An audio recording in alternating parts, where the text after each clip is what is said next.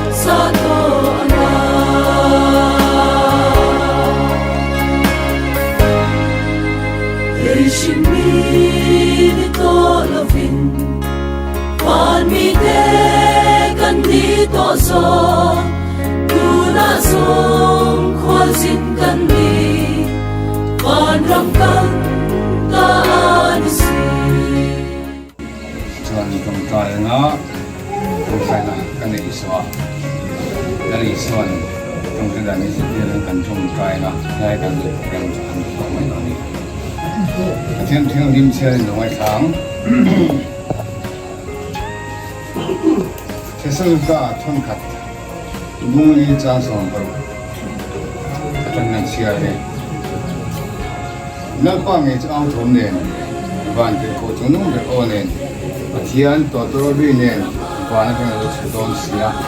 tin kris ta thlo chu an bom sa nga chu huwa chuan ke ni numa lo long na ke ni o wa ka da ba mo turin an ma ni rolin chung ji ma te tian la sa ni ka mong chu de chuan kum kho in al pa le na kan chuan wang chu wangin theng thu hian kan u chu siang ni man sia te le pan Amen. Christian te mi chi kan ya thole na mi chu mi thi chu nakina thole tu kan ni ti ring tu te kan ni ya mi wang chuanin heng tinga mi thi ano ni hianin heng to garo pui ka in tha liam thin hui liam thin Christian kania so vinia ko ni on kan wang me ania vinia ona pa lal chan thila adin punte achan chinte kan chu chiang so vela laina ne mai he ko vela liam ta angin lang ma se lal pa ne lal pa chu he langa lal pa ang songa wale na kuna go pui ra ne tu ring aro re la ni a ei se na ta ngi na a cho me chuan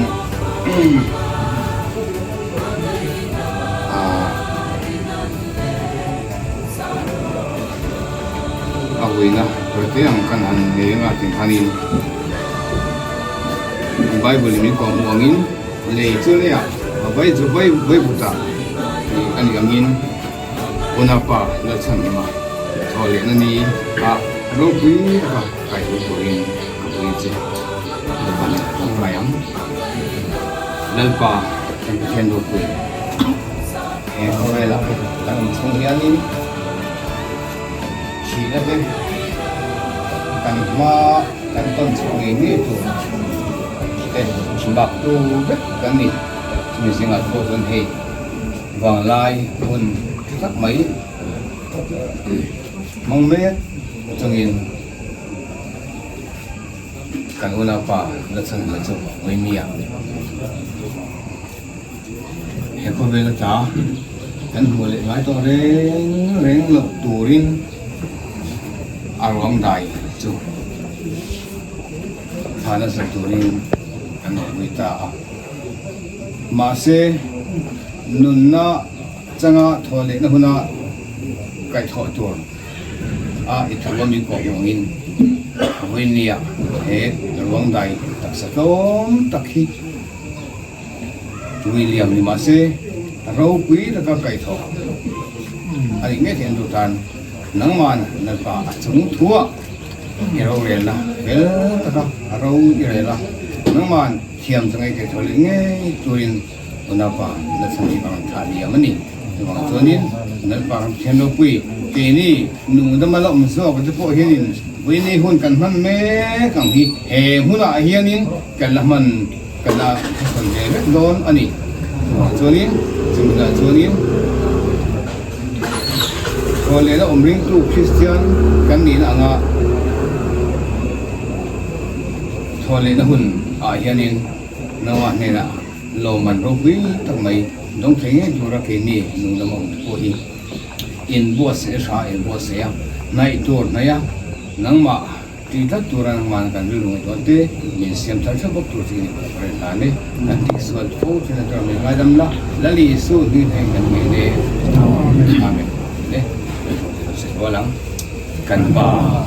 wan mi iming song no se iram no se mi do song ba nan tiangin le ti ro se ni le tin ka le ko in song tiang se kan sunga til suan tu te kan mai da mangin